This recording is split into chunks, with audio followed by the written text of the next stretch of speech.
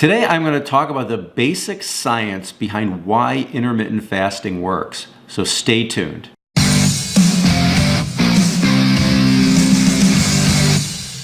So if you're new to the channel, my name is Ed and this is Fasting Over 40. I started intermittent fasting when I was 55 years old and I've had some great results with it.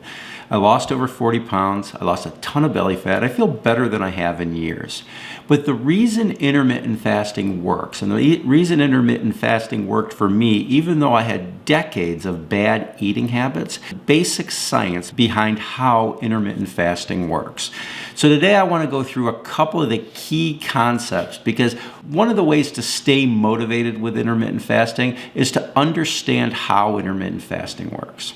So to understand intermittent fasting, we have to start with one hormone that you've heard of before, which is insulin. Insulin's job is to regulate glucose in the bloodstream. It makes it so it doesn't get too high by taking the glucose that's in your bloodstream and sending it to the cells to be used as fuel or to be stored. Now, insulin is a storage hormone. It's a one-way trip. All insulin does is send glucose from your bloodstream. It might send it to your liver, where it could be stored as glycogen or used as fuel. It could store it to your muscles, or if your muscles and your liver don't want the glycogen, it's going to be stored as fat. So insulin is that fat storage hormone. Insulin is a one-way trip into your fat cells. Now, insulin has what I call a cousin, which is glucagon.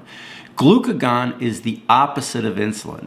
Glucagon is the hormone that causes fat to be released from your cells, where it's sent to your liver, turned into ketone bodies, and then those ketone bodies are put into your bloodstream. Now, if you think of insulin and glucagon as two hormones that can't exist at the same time. So if there's insulin, there won't be glucagon. Now, insulin is kind of a bully. Insulin is the dominant hormone between the two. So anytime you consume calories, your insulin level is going to increase and you're not going to have any glucagon, which means if there's insulin in your bloodstream, you cannot burn fat. Now, this is a critical piece of this puzzle, because I've gone through stages where I was trying to lose weight and I was spending all this time on the treadmill and I was spending a lot of time in the gym and I was cutting all these calories. But what I didn't realize is a simple statement: that's insulin inhibits lipolysis, which means if there's insulin, you won't have lipolysis. And lipolysis is the burning of the fat. It's the oxidation of the fat so that it can go to your liver, it can go to your bloodstream, and it can be used for fuel. Now, the other thing about insulin is that insulin is kind of that party crasher or that party guest that overstays its welcome. Insulin takes 10 to 12 hours to be reduced from the time calories invite it to the party. So if you eat at noon, it's going to be midnight before the insulin has dropped to the point where glucagon can appear and you can start burning fat for fuel. So if you always have insulin in your bloodstream, which I have to tell you, I probably had insulin in my bloodstream pretty much nonstop since the turn of the century, or probably even before that. So because like most Americans, I can get up in the morning, I can start eating carbs, and I can eat carbs all the way to the end of the day. And if I do that, if I eat carbs from 6 o'clock in the morning to 10 o'clock at night, my body never has a chance for that insulin to leave the party. It never has a chance for the glucagon to rise and the fat to start oxidizing so that I can lose weight. And what intermittent fasting does is it breaks this cycle. Now, intermittent fasting can be done for different periods of time. It takes about 12 hours to get into the fasted state. But if you just do the 12 hours, you're definitely going to see some improvement, because you're going to improve insulin sensitivity, because there isn't going to always be insulin in your bloodstream. So what's really important is to get in that fasted state. And once you're in that fasted state, over time, your cells are going to adapt to using ketone bodies again for fuel.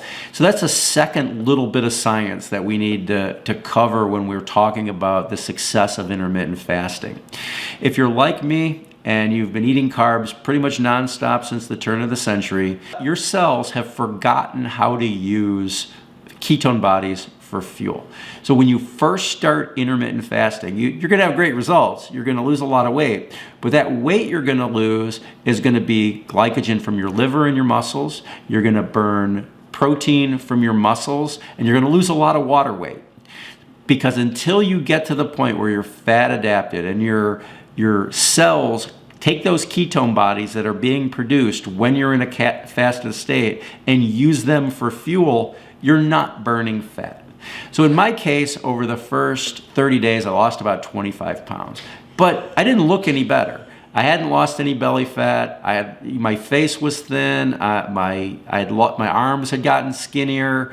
It wasn't a look that I was going for because I had lost glycogen and I had lost some muscle mass, but I hadn't lost body fat.